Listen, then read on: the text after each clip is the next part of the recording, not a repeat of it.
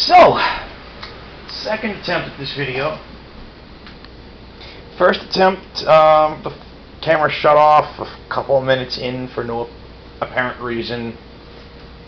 And then when I picked it up and turned it back on, I had like less than 2 minutes left on the card. So I'm like, screw it. Delete what I had, port the rest back onto the computer's hard drive, and clear it off. I drafted on Friday night. The standard New Phyrexia draft. Did okay in one draft, did horrible in the second. Nothing really spectacular there. M12 Prerelease Bloodlord of Vosgoth. Yay. And Chandra's Phoenix that I got for pre-ordering a box.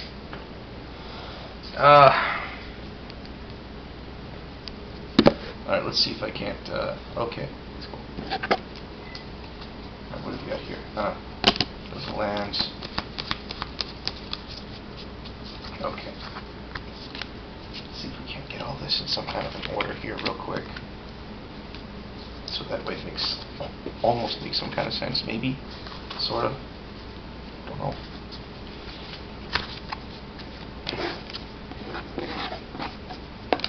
Oops. Those undersform, I don't think. So, sealed deck, I did alright. I won some booster packs at the pre-release. I was running red, white, and green. I could have gone white and red or white and green, but there was just too much value in both of those both red and green for me to want to cut the either, so I ended up going with both.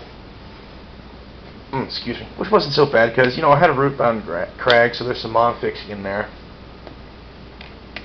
Great sword between that and a draft afterwards. Found out that people don't place too much value on it during construction, which is a shame because it's not bad. I mean, at least in limited.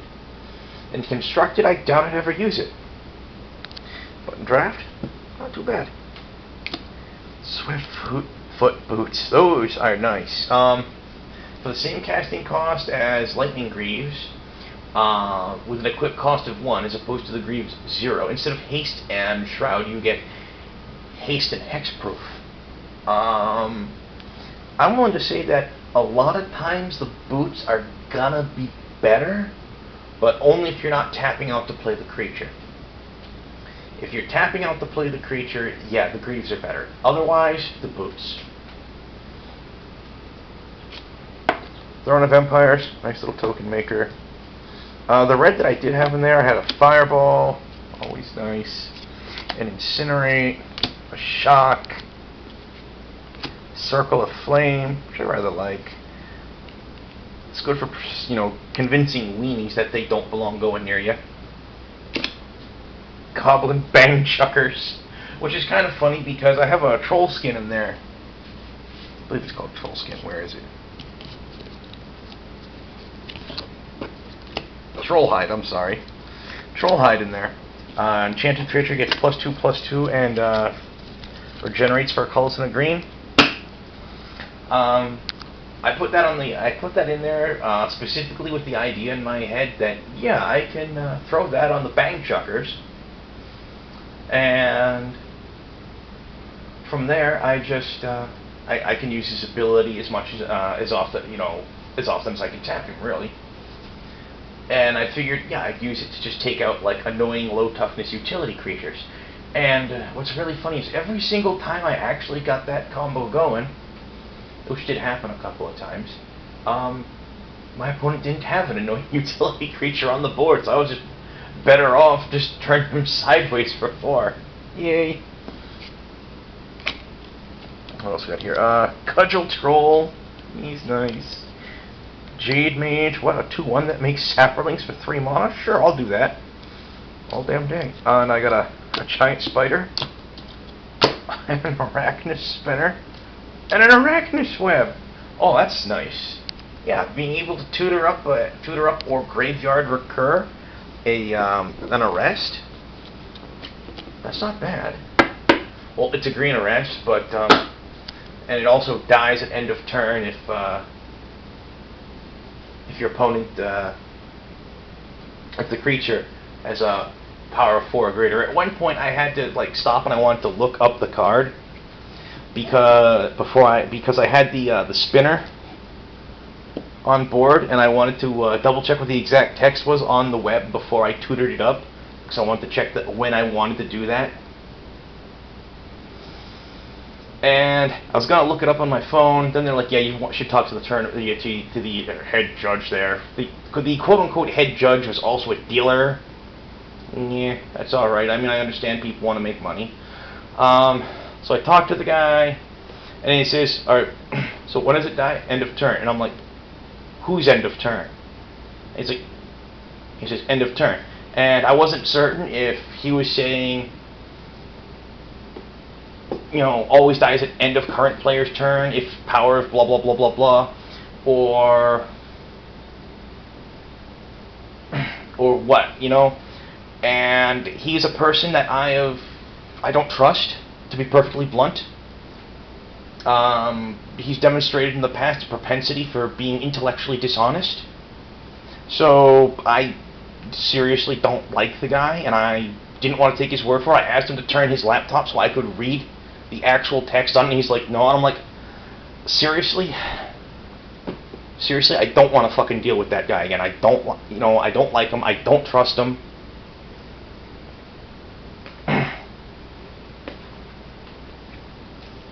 And if it ever comes up again, I'm going to call him over and look, I'm looking this up on my phone because last time I asked you to look something up for me, you wouldn't let me see the screen on you wouldn't let me get a good look at the screen on your laptop so I could read it myself. So I'm going to look it up on my phone. If you don't like that, I can pack my cards and walk. Because I don't need to put up with your bullshit. It's like, I don't care that you're a freaking registered DCI judge. I really don't fucking care. Because, quite bluntly put, I don't fucking trust you. Ooh, I just cursed a lot in there. I feel strongly about that, can you tell? Yeah. I'm not trying to make it a point not to curse in these videos. I really do. Because, you know, in normal conversation, I have a tendency to swear like the proverbial sailor. But, you know, I try to keep these at least a little bit classy because I link them on the Wizards message boards. But this is a guy if I saw him in quicksand, I'd put my foot on his head and shove him down. I don't care. What else? I got a foil Sarah. Always nice. Yeah, shiny. Foil Griffin Rider. It's really dangerous if you can get a Griffin on the board early, you know. I ended up with 3 Griffins. A Peregrine, the 2/4 first striker for 5. Assault Griffin, 3/2 flyer for 4, and the Griffin Sentinel, a 1/3 for flying Vigilance for 2 calls and a white. If you can get the Rider on board turn 2 and the Sentinel on turn 3, you're swinging with a 4/4 flyer in the way of the Rider, so that's pretty nice. An Arbalest Elite, he's nice, I like him. 2/3, 2 close and a white, and tap him to do 3 damage target attacking or blocking creature. The Elite does not untap on your next untap. A Stormfront Pegasus. 2 Alabaster Mages. What was really nice is at one point my opponent had a Goblin Warpaint. Enchanted creature gets +2/+2 in haste on his own Serra Angel, and I had my Serra Angel on the board, and he decided to swing into my Serra. So I gave used the Alabaster Mage to give the Serra and the Arbalest Elite. If I recall the name correctly, Arbalest Elite, yes. Gave them both lifelink, and then used the Elite on his Serra and blocked with my Serra. I gained 7 life, ate his Serra, and he forgot about my life gain. I was at 5 before that life gain. I went up to 12, and then on his next turn he swung for an additional, he basically swung at me with everything and did an additional 7 damage to me, bringing me back down to 5, but he... Well, no, did an additional 5 to me, bringing me back down to 7, but he forgot about my life gain, so he kind of screwed that one up. You know, his own fault, etc., etc., etc. Sideboard on this. I had some interesting sideboard stuff. lot of stuff I wish I could have used, a lot of stuff I didn't. Dragon's Claw, Demon's Horn, you know, the replacement for the classic Lucky Charms. Things like, you know, the Iron Star and the, what is it, Throne of Blood? I can't remember what it was called. Not that it matters. They were bad cards. The new Lucky Charms, which were originally printed in Mirrodin, not particularly good either. Plummet, didn't use. Maybe I should have sideboarded that a couple of times. I don't know. Overrun, wished I could have used, but I couldn't justify putting something triple green in. I wished I could have, but I didn't. Bountiful Harvest, didn't like. Lurking Croc is interesting, but I didn't use it. Garrick's Companion and Brindlebore, they're okay, but I didn't want to use them. Bog is nice, didn't want to use it.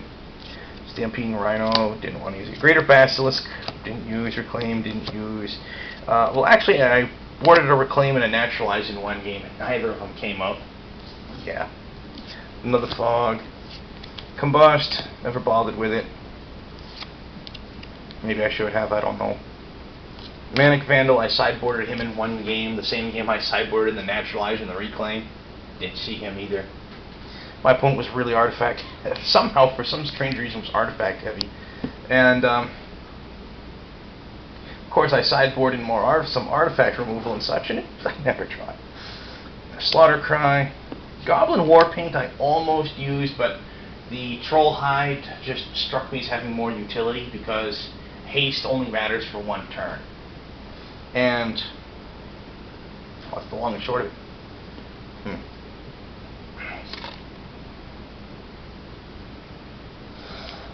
Warstorm Surge. For those who know what I'm talking about here, it's very simple. It's basically a one-sided pandemonium. It's a pandemonium that only you benefit from, which is kind of nice. Scrambleverse is interesting. Makes me want to play an egg-themed deck. Yes, I'm going to play a bunch of eggs, and then I'm going to Scrambleverse. What? Wall of Torches doesn't impress me. I would have been happier with if they reprinted Wall of Razors. Lightning Elemental, meh. I don't think anyone really likes it. Pair of Lava Axes. Wish I could have had a slot to run either of those because those would have been nice a couple of times. Bonebreaker Giant. He's, you know, vanilla 4/4 for 5, but he's alright. Blood Ogre. He's a 2/2 first striker with Bloodthirst 1. I don't normally think of when I think the Ogre shop. I don't think first strike. I really don't. So seeing that on there is pretty interesting. I guess it's okay. Mechanically, the card's not bad. I like it. From a flavor perspective, I just see, wait a minute, a first strike Ogre? That doesn't make any sense. Oh well. Gorehorn Minotaur is always nice to see a new Minotaur. He's a 3/3 for 2 colors and a red with Bloodthirst 2. I mean, that's pretty solid, really. It's pretty solid. Goblin Grenade! I also had a pair of Goblin Pikers in the sideboard as well. I ended up not running a lot of Goblin. I mean, I had a Bang Chuckers main deck, but I couldn't justify running the Pikers as well, and with only one Goblin main deck, I couldn't justify the Grenade. But it's nice opening Goblin Grenades. It really is. And when you open a pack and you see Goblin Grenade in a pack for the first time in over 10 years, wow, let me think. Fallen Empires. I was cracking Fallen Empires packs back in 94, 95. So, 16 years, really. Wow. Goblin Grenades in a booster pack for the first time in 16 years. Wow. Wow. That's something else. It really is. It's nice to see. 2 Guardians Pledges. They're alright. And one of the things that I thought interesting about the Magic 2010, 2011, and 2012 is that this is the first time since, like, beta we're seeing new cards in a core set that were never previously printed. And some people might sit there, beta? What are you talking about? There were 2 cards in beta that were supposed to be in alpha that were accidentally left out. Yeah. It was Tropical Island and Circle of Protection Black. You will never see those in alpha because they weren't in it. That, and of course, beta corrected a lot of weird mistakes in alpha, like the misprinted casting cost on Orcish Oriflamme, or the transposed power toughness on Elvish Archers, stuff like that. Mighty Leap, interesting card. I actually kind of like it, but chose not to use it. Siege Mastodon, he's okay. I mean, he's a good blocker. He's not bad on the offense. Casting cost is kind of high. Demystify, destroy an enchantment. In draft, that's kind of a whole hum. I mean, if it was off, it's no disenchant. Let's just leave it at that. Angel's Mercy, 2 colors and double white for an instant. You gain 7 life. Very few people play that in draft, and most of them that do lose. And it's not because the Mercy is necessarily a horrible card. It's not horrible. It's just not good. I mean, if you can find a way to play dedicated life gain in draft and still go on the offensive, you will annoy the living hell out of your opponents. You really will. But most of the time you see people like main decking Angel's Mercy in a draft, it's people that don't know what they're doing. And that's the long and short of it, you know? Divine Favor, it's okay. Enchanted creature gets +1/+3 when it comes into play, gain 3 life. It's alright. Zombie Goliath, he's big and he's dumb. He's okay, I guess. Hideous Visage, creatures you control gain Intimidate till end of turn. It's not bad. I didn't play black at all. Taste for Blood, single black for sorcery, 1 damage target player, you gain a life. If it weren't for how much bloodthirst there is hiding in black, I'd say it was a horrible card. But because there's a bunch of bloodthirst in black, it's okay. Dark Favor, it's not particularly bad, but it's still an aura, so it's still kind of risky. Another Hideous Visage. Tormented Soul, it's a 1/1, can't block, and is unblockable. That's nice. I mean, if you have a deck with, like, you know, some Tormented Souls and a couple of Great Swords, maybe, I could understand also main decking a bunch of Angel's Mercies. I'm just sitting there, it's like, I hit you with an unblockable dude, go. I hit you with an unblockable dude, go. I hit you with an unblockable dude, go. I hit you with an unblockable dude with a huge sword, go. I hit you with an unblockable dude with a huge sword. I Angel's Mercy, I go up and play by 7, go. I could see that get annoying real fast. Dusthunter Bat, 1/1 flying Bloodthirst for Cults in a Black. It's reasonably solid. Blood Rage Vampire, 2 colors in a black for a 3/1 Bloodthirst 1. He's a little light in the toughness for my tastes, but other than that, he's not really bad. And that's at this point we're really getting to the good black cards that I picked up in the sealed, and I do wish I could have played some. You know, a Diabolic Tutor, a Royal Assassin, an Assembling Skeleton, and a Gravedigger. Oh, and I also had a Rusted Sentinel in there. And for some strange reason, off to the side I find the blue cards that I picked up in the sealed. That's okay.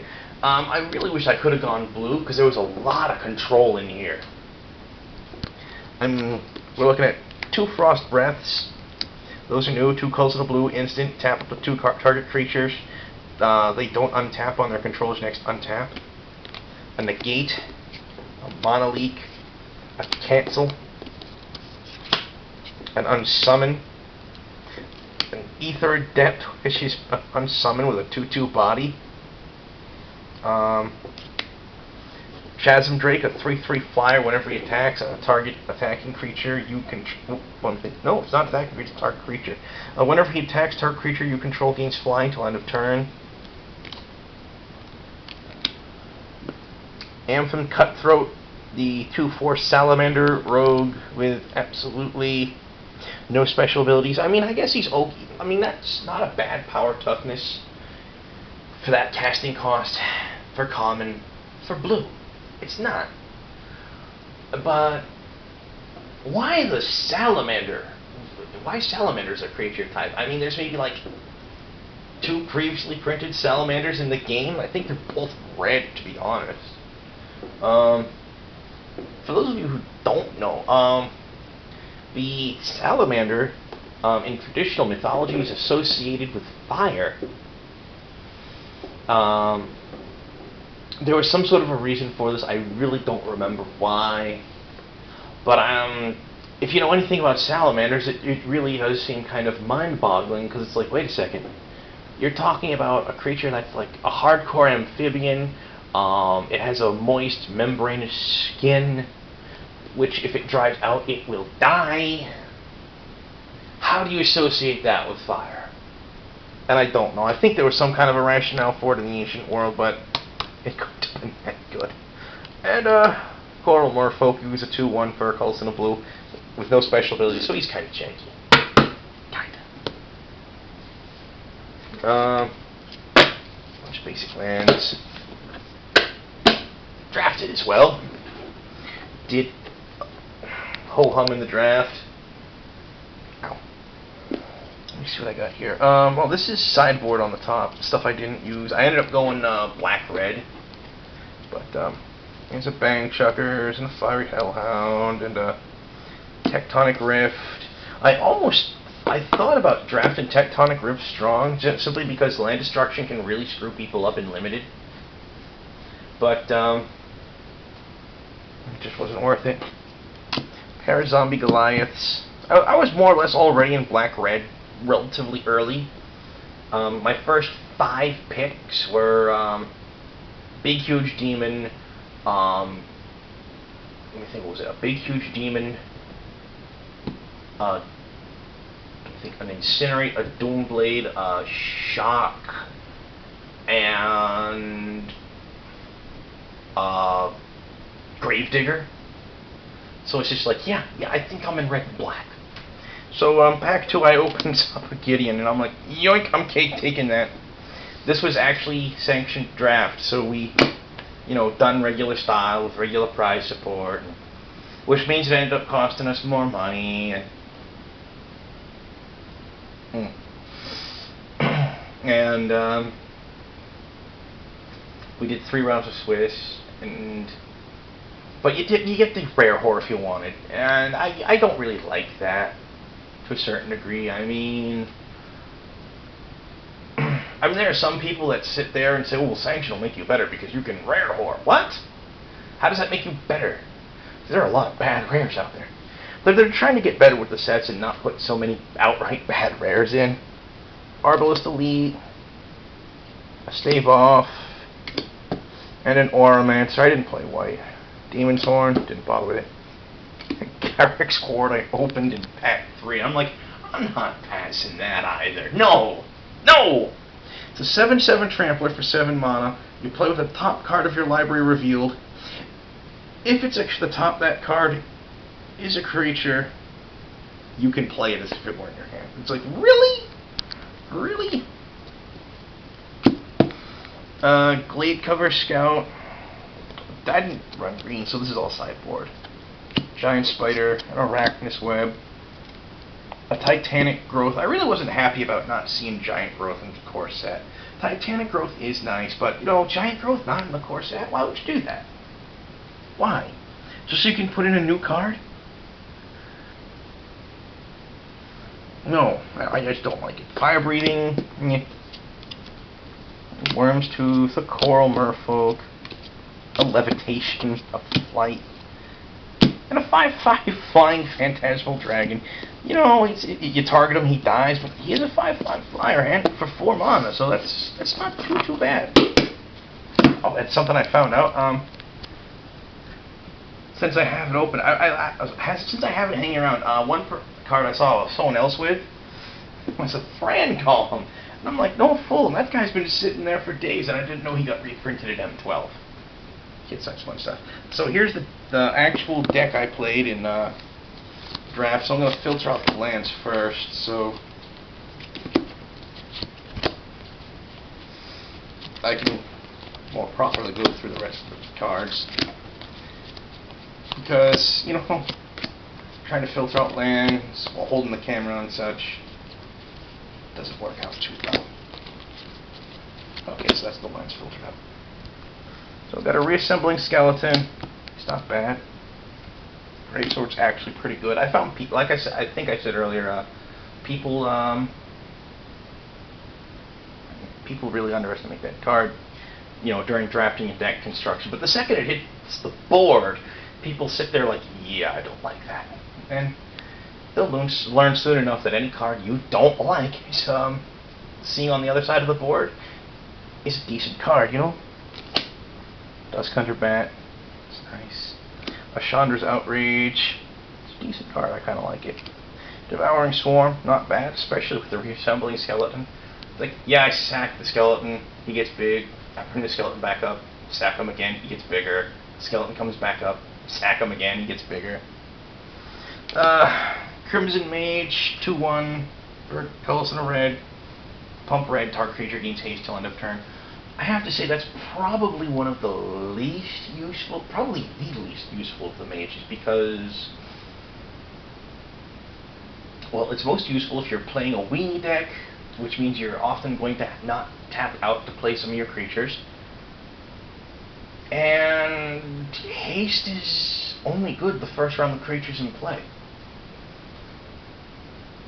Which, on the other hand, the Jade Mage is... I make a token creature. It stays till it gets killed. The Alabaster Mage, the white one, is like, yeah, creature gains lifelink till end of turn. Hey, what use is it to give haste to a creature that's been on the board for 2 or 3 turns? None. Absolutely none. I could understand it better if you had like something on the board that said all creatures with haste gain first strike. That'd be nice. But such a thing does not exist. The black one gives creatures death touch. That's always nice. And the blue one draws you cards. I mean, seriously. So the red one's actually the weakest of them. Goblin Arsonist. Nice to see him in print. He makes a good replacement for Mog Fanatic. Blood Ogre. Talked about him before. He's not bad. Sorin's Thirst. We've seen this effect on cards in the past. It's pretty solid, really.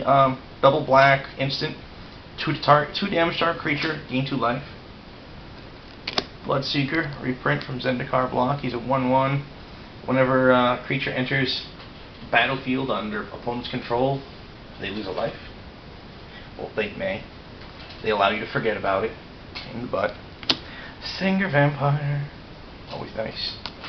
In my experience, the Singer Vampire's +1/+1 ability to grant himself +1/+1 counters doesn't come up that often because he's a 4/4 flower. People will either take the hit or they'll gang block and kill him, or even just trade with something like a Sarah Angel. And there's usually no in between. You don't chump block him because you just make your problem worse if you do. Onyx Mage, mentioning him in Human Seal, he's good. Tormented Soul, he's nice. Goblin Fire Slinger, he's a 1/1 for red, tap for 1 damage to target creature. Oh, I'm sorry, tap for 1 damage to target player. Not creatures, just players. It's okay. Normally I'd consider that more of a standoff card, but given that there are Bloodthirst cards in red, it's better than it might otherwise be.